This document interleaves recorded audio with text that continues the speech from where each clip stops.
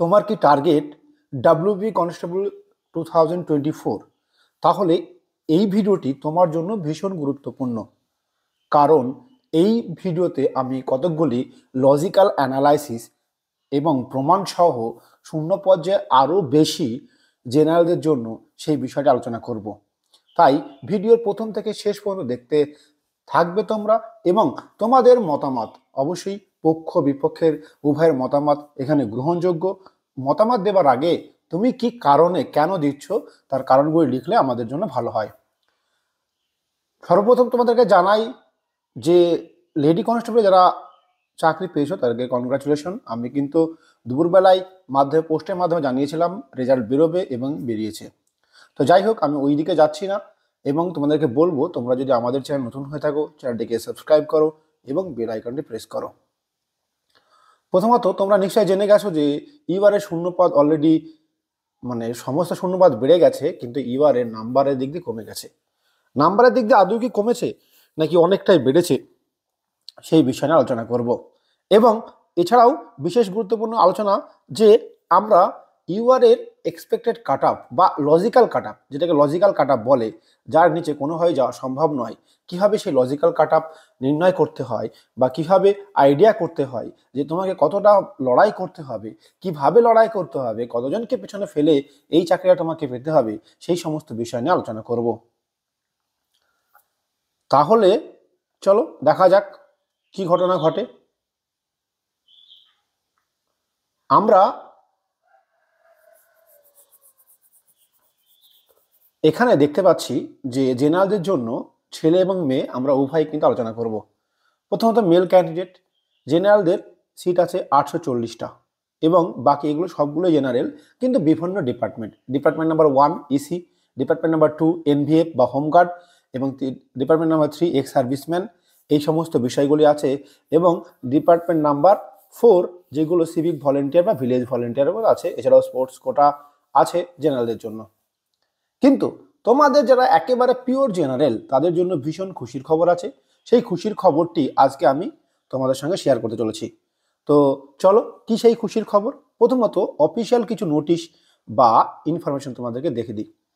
পরিষ্কারভাবে লেখা আছে যে the reservation of vacancy under exempted category অর্থাৎ ইসি অ্যান্ড এনভিএফ অর্থাৎ home guard and civic volunteer অর্থাৎ সিভিক, এই তিনটে ডিপার্টমেন্ট ভালো করে দেখো, ইসি, হোমগার্ড এবং civic volunteer, police will be horizontal in nature. Horizontal in nature, এই হরাইজেন্টাল মানেটা কি? হরাইজেন্টাল শব্দের অর্থ এই সেন্সে বোঝানো হয়েছে যে যদি সেই ক্যাটাগরি শূন্য পদ সেই ক্যাটাগরির ছেলে বা মেয়ে দ্বারা পূর্ণ না হয়, তাহলে তারা সেই নন এক্সামটেড ক্যাটাগরি অর্থাৎ যারা ইসি নয় অর্থাৎ জেনারেল ক্যান্ডিডেট, যারা কোনো কিছু এক্সামটেড ছাড় পায় না, তাদের দ্বারা ফিল আপ হবে। তো সেই কথাটা পরিষ্কার করে লেখা আছে, in case non availability of a suitable candidate under those horizontal category said vacancies, ভালো করে দেখো এই লাইনটা, vacancies shall be filled by non exempted, non NVF, home guard and non civic volunteer, village police volunteer category belong to respective category. তাহলে বোঝা গেল যে এই সমস্ত শূন্যপদ নন এক্সামটেড, অর্থাৎ এই সমস্ত শূন্যপদ সরাসরি জেনারেলরা সুযোগ পাবে। তাহলে তোমাদের জন্য ভীষণ ভীষণ সুখবর। এবার আসি যে এক্স্যাক্টলি শূন্যপদ কিভাবে বেড়েছে বা কিভাবে হয়েছে সেই কথাগুলি বলবো অ্যানালাইসিস ভাবে। তো তার আগে বলবো, তুমি যদি পুলিশ হতে চাও তাহলে চলে আসতে পারো আমাদের আবাসিক কোচিং সেন্টারে। এখানে থাকা খাওয়া পড়াশোনার সুব্যবস্থা আছে, এবং একবার অ্যাডমিশন নিলে তারপরে থাকা খাওয়া পড়াশোনা পুরোপুরি ফ্রি। একটি স্পেশাল অফার 2024-এর ডাব্লিউপির জন্য আমরা রেখেছি। কি সেই স্পেশাল অফার? যেটা 31,000 টাকা দিয়ে লাগতো ভর্তি হতে, সেটা এখন মাত্র 14,000 টাকা, 14,500 টাকা দিয়ে ভর্তি হবে। এরপরে থাকা খাওয়া পড়াশোনা পুরোপুরি ফ্রি, মাসে কোনো চার্জ লাগবে না। ফাইনালে চাকরি পেলে মাত্র 60,000 টাকা লাগবে, অর্থাৎ প্রথমে এবং শেষে। তো এই সুবর্ণ সুযোগ আর মাত্র 10 দিন থাকবে। তাই তোমাদেরকে বলবো, অবশ্যই ছেলেদের এবং মেয়েদের আলাদা আলাদা থাকার ব্যবস্থাপনা আছে আমাদের এখানে।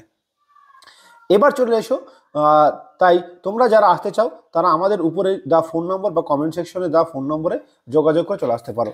আমাদের এখানে স্পেশাল বিশেষ কয়েকটি ফেসিলিটিস, নাম্বার 1, যেমন এখানে বর্তমানে 3টে করে ক্লাস হবে, ম্যাক্সিমাম দিন 3টে হয় এবং 2টো কম্পালসারি ক্লাস হয়। প্রতি 10 জন অন্তর মক টেস্ট হবে, সিলেবাস আগে থেকে নির্দিষ্ট করে দেওয়া থাকবে, সেই সিলেবাস অনুযায়ী বিভিন্ন স্যাররা পড়বে। ইংরেজি প্রথম দিন থেকেই পড়ানো হবে। 2, একটি রুমে 2 জন থাকার ব্যবস্থা আছে, রুমে চৌকি আছে, খাট আছে এবং অন্যান্য সুযোগ সুবিধা, সঙ্গে রান মাস্টার আবাসিকভাবে থাকছে আমাদের, এছাড়াও অন্যান্য অঙ্কের মাস্টার আবাসিক থাকছে। তাই তোমার যে কোনো সমস্যা যে কোনোভাবে তোমাকে কিন্তু আমরা সলিউশন দেওয়ার চেষ্টা করব। তো চলো এবার দেখা যাক শূন্য পদের দিকে একটু আমরা অ্যানালাইসিস করে দেখি। প্রথমত তাহলে আমি যেটা বললাম যে 3টে ক্যাটাগরি, একটা হচ্ছে ইসি অর্থাৎ এই ক্যাটাগরিটা, দ্বিতীয় হচ্ছে এনভিএফ এই ক্যাটাগরিটা, এবং তৃতীয়ত হচ্ছে সিভিক ভলেন্টিয়ার। অর্থাৎ এই ক্যাটাগরির শূন্য পদগুলি যদি ফিল আপ না হয় তাহলে জেনারেলে শূন্য হবে। এবার তাহলে শূন্য পদগুলো একবার চোখে দেখানো আমি অ্যানালাইসিস করব, মেল ফিমেল একসঙ্গে। তো চলো দেখা যাক কাট আপ অ্যানালাইসিস ঠিক কিভাবে করা যেতে পারে। হ্যাঁ, প্রথমত বলি মেল ফিমেল। আচ্ছা, মেল শূন্য পদে শূন্য পদ আছে 840টি, এবং সেক্ষেত্রে 840টি, ইসিতে আছে 1007টি। এবার বলি ইসি ক্যান্ডিডেট আছে, কিছু সংখ্যক ইসি ক্যান্ডিডেট আছে, ধরে নিলাম যে আমাদের ইসি মোটামুটি 200 ক্যান্ডিডেট ইসি থাকবে। সেই ক্ষেত্রে আমি ধরে নিলাম আমাদের ইসির জন্য পাচ্ছি 800 ক্যান্ডিডেট। ক্লিয়ারিটি হলো?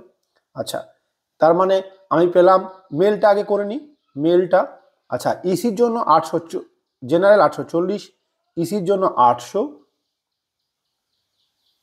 এবং বলা হচ্ছে যে এনবিএফ এর 672টি শূন্যপদ আছে। এই দেখা গেছে যে এনবিএফ হোমগার্ড একেবারেই সামান্য নগণ্য ফিল আপ হয়, তো সেখানে ধরে নিলাম যে 72টি ফিল আপ হবে এবং 600টি জেনারেলের জন্য পড়ে থাকবে। অন্যদিকে সিভিক আছে, তো সিভিক 672টি শূন্যপদ আছে, সিভিকে কিছু ফিল আপ হয়, তো সেই ক্ষেত্রেও তবে খুব বেশি ফিল আপ হয় না। তাদের বয়স, তাদের এজ ক্রাইটেরিয়া, এই সব কিছু এবং হাইটটা ভীষণভাবে তারা বাদ যায় পড়াশোনার দিক থেকে, এই দিকে ভীষণভাবে বাদ যায়। দেখা গেছে 100-150 বলে সিভিক পয়েন্ট হয়। সেই ক্ষেত্রে আমি খাতিরে ধরে নিলাম যে 112টা সিভিক সিলেক্টেড হলো এবং 507টা থাকলো, এবং জেনারেলের টোটাল ভ্যাকান্সি শূন্য পদ দাঁড়ালো 2800, ধরে নিলাম 2800। আমরা এখান থেকে লজিক্যাল কাট আপ অ্যানালাইসিস করবো ছেলেদের জন্য। তো চলো লজিক্যাল কাট আপ অ্যানালাইসিস করবো। অন্যদিকে মেয়েদের জন্য কতগুলো ভ্যাকান্সির জন্য লড়াই করতে পারবে জেনারেল একবার দেখে নেব। ফিমেল ক্যান্ডিডেট টোটাল 360টি শূন্য পদ আছে এবং 440টি আছে ইসির জন্য, সেখানে মোটামুটি 340টি পড়ে থাকবে, এবং 288 আছে এনভিএফ এর জন্য, সেখানে 280টি পড়ে থাকবে, এবং সিভিকের জন্য আছে ওই 288, সেখানে 280টি পড়ে থাকবে। মোট শূন্য পদ হবে 1200। তার মানে বোঝা গেছে যে তোমাদের জন্য গুড ব্রেকিং নিউজ কি হচ্ছে, মেলদের জন্য অর্থাৎ মেল জেনারেল তোমরা যারা আছো তোমরা ঘাবড়িয়ে যেও না, তোমাদের জন্য বিশেষ সুখবর যে তোমরা অবশ্যই 2800+ তর্কের খাতিরে 2500+ সিটে কিন্তু তোমরা লড়াই করতে পারছো। সুতরাং ঘাবড়িয়ে যেও না, লড়াইটা একেবারে মন থেকে করো, খুশি করো, কিন্তু লড়াই ভীষণ কঠিন। ফিমেল ক্যান্ডিডেটের জন্য তোমাদের জন্য সুখবর যে 1200 সিটে তোমরা কিন্তু লড়াই করতে পারছো। এই লড়াইয়ে কারণ, এবার এখানে 200 বাদ দাও, কারণ এটা যাই বেআইনি কারণ আর কি বলা গেল না। তো এবার আসি যে ঠিক কিভাবে টার্গেট হয়, কিভাবে কত ছেলে বাদ যায়, কিভাবে তোমার করবে। মনে করলাম মোটামুটি 15 থেকে 20 লাখ যদি অ্যাভারেজে ফর্ম ফিল আপ করা হয়, মনে করলাম 15 লাখ ফর্ম ফিল আপ হয়েছে, এবং আমাদের 20,000 নয় 2.8 মতলব 2800, 2.8,000 যে তোমাদের শূন্য পদ আছে। তাহলে 15 লাখে মাত্র 2800 ছেলে তোমাদেরকে আমরা সিলেক্ট করব। সেই হিসেবে দেখা যাচ্ছে যে 535 জনে একজন সিলেকশন হওয়ার সুযোগ আছে জেনারেলদের। এবার সবাই তো জেনারেল কাকে বলে, সবাই জেনারেল, তাই না? তাহলে 535-এ একজনের সিলেকশনের সুযোগ আছে। সেই ক্ষেত্রে ধরে নিলাম, যদি হিসাবের সুবিধার ক্ষেত্রে ধরে নিলাম যে প্রতি 500 জনে একজন সিলেক্ট হওয়ার সুযোগ আছে। এবার দেখা যাক তাহলে দেখা যাচ্ছে যে যদি পড়াশোনার ক্ষেত্রে দেখা যাচ্ছে যে 10%, যে কোনো স্টুডেন্টের 10% ছেলে ইজিলি 60% নম্বর কিন্তু ক্যারি করে। মানে তোমার তোমার বন্ধুরা 100 জন আছে, 100 জনের মধ্যে পরীক্ষা দেবে, দেখবে টপ 10 60-এর উপরে নম্বর পাবে, 100-এর মধ্যে 60-এর উপর নম্বর পাবে। তাহলে সেই হিসাবে দেখা যাচ্ছে যে আমরা যদি পরিসরটা কমিয়ে নিয়ে আসি, তাহলে 500 জনের মধ্যে 10% মানে 50 জন, 50 জনের প্রত্যেকে 60% নম্বর পাবে, 60% নম্বর পাবে। আচ্ছা, 50 জনের 60% নম্বর যদি পাই, তাহলে আউট অফ 85 60% নম্বর মানে হচ্ছে তোমার 51। তাহলে প্রতি 500 জনের মধ্যে একজন সিলেকশন হবে, তাহলে কিন্তু প্রতি 500 জনের মধ্যে 50 জন কিন্তু প্রত্যেকে 51 নম্বর কমপক্ষে পাবে, মানে 51+। এবার তাহলে আমার 10 জন দাঁড়াচ্ছে, আমার 50 জন দাঁড়াচ্ছে। এবার এই 51 নাম্বার কিভাবে ডিস্ট্রিবিউট হয়, 51+ নাম্বার ডিস্ট্রিবিউট হয়। মোটামুটি দেখা যাচ্ছে যে এই 50 জনের মধ্যে প্রথম 10 জন হয়তো 51 থেকে 54-এর মধ্যে পাচ্ছে, পরের 10 জন হয়তো 55 থেকে এর মধ্যে পাচ্ছে।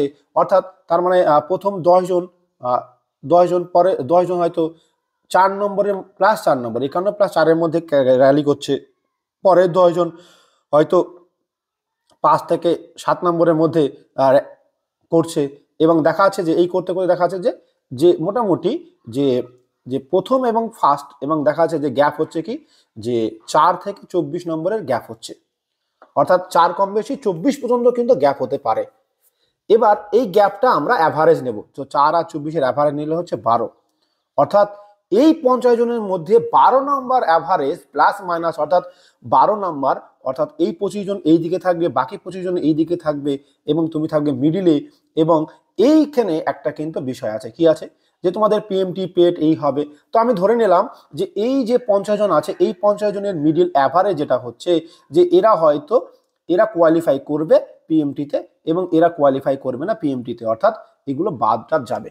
তাহলে দেখা যাচ্ছে যে আউট অফ 50, টপ 50, সেই 50 জন কারা, যারা প্রত্যেকটা স্কুলে ফার্স্ট বয় বা টপার, সেই টপারের মধ্যে 50 জন টপারের মধ্যে তোমাকে টপার হতে হবে, র্যাঙ্ক করতে হবে। তার মানে বোঝা গেল যে আমি এবং পিএমটির জন্য বাদ যাবে এই যে 50 জনের মধ্যে, এই যে ধরো এইদিকে 25 জন, এইদিকে 24 জন, তার এরা কিন্তু হাই স্কোরার, এরা কিন্তু লো স্কোরার, 50 51+। তার মানে বোঝা গেছে এই 12 নাম্বার তোমাকে যে কোনো উপায়ে কিন্তু পেতে হবে, অর্থাৎ 51+12। শুধুমাত্র 51 নম্বর পেতে হবে তোমাকে 10% আসার জন্য। এই 10%-এর মধ্যে শুধুমাত্র 10%-এর মধ্যে একজন আসার জন্য তোমাকে আরো 12 নম্বর ক্যারি করতে হবে। তাহলে মোট দাঁড়ালো, আচ্ছা ওটা অ্যাভারেজটা 12 না, অ্যাকচুয়ালি 14 হবে, হ্যাঁ, কারণ 4 আর 24 ছিল, ওটা 14 হবে, ঠিক আছে। তো যাই হোক, আরো মিনিমাম 12 থেকে 14 নাম্বার তোমাকে ক্যারি করতে হবে, অর্থাৎ 51 থেকে 51+ 12 14, তাহলে আমি ধরলাম ম্যাক্সিমামটা ধরলাম, তাহলে 51+14 নাম্বার হলো 65। তাহলে আমার লজিক্যাল অ্যানালাইসিসে, বাইক স্টাডির তরফ থেকে লজিক্যাল অ্যানালাইসিসে যেটা দেখা যাচ্ছে বা যে বিষয়টা আপাতত হচ্ছে, সেটা হচ্ছে তুমি যদি জেনারেল ক্যান্ডিডেট হও এবং আউট অফ 85 মিনিমাম যদি 65 স্কোর না করতে পারো, তাহলে তোমার চাকরি নিশ্চিত হবে না। ইয়েস, তুমি আউট অফ 85 যদি যে 61 স্কোর করো, তাহলে তুমি হয়তো ডাক পেতে পারো, কিন্তু 65+ স্কোর না করলে, অর্থাৎ তুমি কিন্তু চাকরি পাবে না। বোঝা গেছে? ভালো করে বুঝিয়ে দিলাম যে জেনারেল ক্যান্ডিডেট একটা সাধারণ ক্যান্ডিডেট হয়, তারপর একটা টপ লেভেল ক্যান্ডিডেট, তারপর একটা টপ লেভেল টপার হয়, তারপরে র্যাঙ্কার হয়। তো এইরকম র্যাঙ্কার তৈরি করতে আইকে স্টাডি বদ্ধপরিকর, এবং সেখানে থাকা খাওয়া পড়াশোনার সুব্যবস্থা আছে। তোমরা যদি এই ধরনের ভাবনা চিন্তা নিয়ে এখানে আসতে পারো, টার্গেট করতে পারো, আমাদের প্রত্যেকটা পরীক্ষায় টপ 10 বাছাই করা হয়। যারা টপ 10-এর মধ্যে না থাকে তাদের স্পেশাল পানিশমেন্ট দেওয়া হয়, তাদের স্পেশাল ট্রিটমেন্ট করা হয়। তাই একেবারে চাকরি নিশ্চিত করতে চলে আসতে হবে আইকে স্টাডি ফোর্স একাডেমিতে, যেটি নদিয়া জেলার করিমপুর অবস্থিত। বিগত কয়েক বছর ধরে আমরা পশ্চিমবঙ্গ পুলিশ তথা সিআরপিএফ, বিএসএফ, আর্মিদের জন্য স্পেশালভাবে ট্রিটমেন্ট করছি এবং অনেক ছেলে মেয়ে চাকরি পেয়েছে।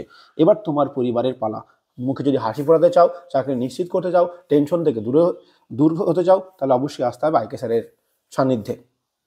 আজকের ভিডিও এই পর্যন্তই। আমরা পরবর্তী ভিডিওতে প্রতিটা ক্যাটাগরিতে অ্যানালাইসিস করার চেষ্টা করব। অন্যদিকে ফিমেলদের ঠিক একইভাবে লজিক্যাল অ্যানালাইসিস তোমরা করতে পারো। এই লজিক্যাল অ্যানালাইসিসে আমাকে জানাবে যে ফিমেলদের কাট আপ মিনিমাম কত হতে পারে। ছেলেদের কাট আপ আমি জানিয়ে দিলাম যে 61 টু 65, অর্থাৎ 65 স্কোর, মিনিমাম 65 স্কোর করলে চাকরি গ্যারান্টি হয়ে যাবে এবং হতেই হবে। এবং 61 নিচে 60-এর নিচে করলে কোনোভাবেই কিন্তু তুমি আসতে পারবে না। আজকের ভিডিও এই পর্যন্তই। পরবর্তীতে আবার দেখা হচ্ছে। অবশ্যই তোমার কমেন্ট গ্রহণযোগ্য।